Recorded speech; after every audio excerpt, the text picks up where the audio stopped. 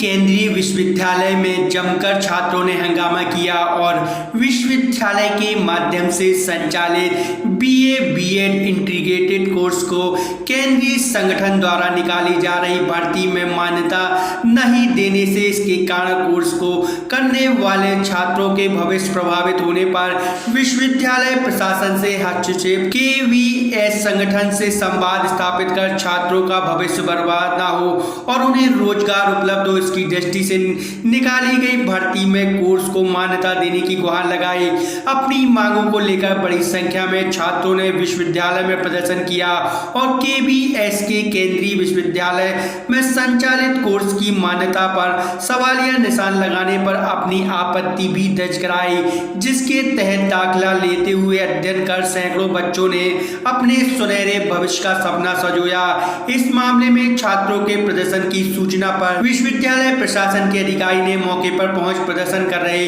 छात्रों से चर्चा कर उनकी समस्या का निराकरण हो इस दृष्टि से उचित प्रयास करने का भरोसा भी दिलाया है। मामले में प्रदर्शन कर रहे छात्रों के मुताबिक वह इस मामले में केवीएस की दोहरी नीति को किसी भी सूरत में बर्दाश्त नहीं करेंगे और उनके कोर्स को भर्ती प्रक्रिया में मान्यता नहीं दी गई तो वह न्यायालय की शरण लेते हुए केवीएस को चुनौती देंगे। विरोध प्रदर्शन इसलिए है कि जो हमारे यूनिवर्सिटी में सेंट्रल यूनिवर्सिटी सागर डॉक्टर हरि सिंह गौर विश्वविद्यालय से बीए बीएड और बीएससी बीएड का जो कोर्स होता है 4 साल का इंटीग्रेटेड कोर्स, वह वर्तमान में केंद्रीय विद्यालय संगठन में आई हुई भर्तियों में इस कोर्स की कोई वैधता नहीं है तथा इसके कारण हजारों छात्रों का भविष्य अधर में अटक गया है। और बात यह है कि जब हम फॉर्म भरने जाते हैं तो उसमें हमारे कोर्स का कोई भी जिक्र ना होने के कारण हम फॉर्म नहीं भर सकते हैं। तो अब हमारी आपसे बहुत ही हम्बल रिक्वेस्ट है कि विश्वविद्यालय प्रशासन इस मामले को समझे और आगे फॉरवर्ड करे इस मामले को और जल्दी से जल्दी हल करें। जैसे कि आपने बताया कि ये कोर्स है इसकी मान्यता नहीं है, तो फिर ये कोर्स की मान्यता है, कोर्स की मान्यता है, लेकिन केंद्रीय विद्यालय संगठन जिसको शॉर्ट में केवीएस कहते हैं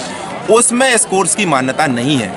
अर्थात आने वाले समय में इस कोर्स को अन्य संस्थान भी वैलिड मानने से मना कर सकती हैं, तो हम लोग जाएंगे कहाँ? 4 साल यहाँ बच्चे जब इतना समय देते हैं उसके बाद क्या होगा? हमारी एक ही रिक्वेस्ट है कि बीसी में वाइस चांसलर कुलपति जी महोदया से निवेदन है कि वह इस मामले को बहुत जल्दी केवीएस हेडक्वार्टर में मुख्यालय में उनको कॉल करके कमिश्नर को और इस मामले को जल्दी से जल्दी हल करने की कोशिश करें। और फॉर्म भरने की आखिरी डेट 24 या 25 तारीख 26 तारीख दिसंबर 26 दिसंबर तक है। लाखों विद्यार्थियों का भविष्य अधर में अटका हुआ है, लाखों विद्यार्थी परेशान हैं और हम लोग आप देख ही रहे हैं कि संघर्ष कर ही रहे हैं। सुबह से बैठे हैं बच्चे, उनकी मान्यता नहीं है,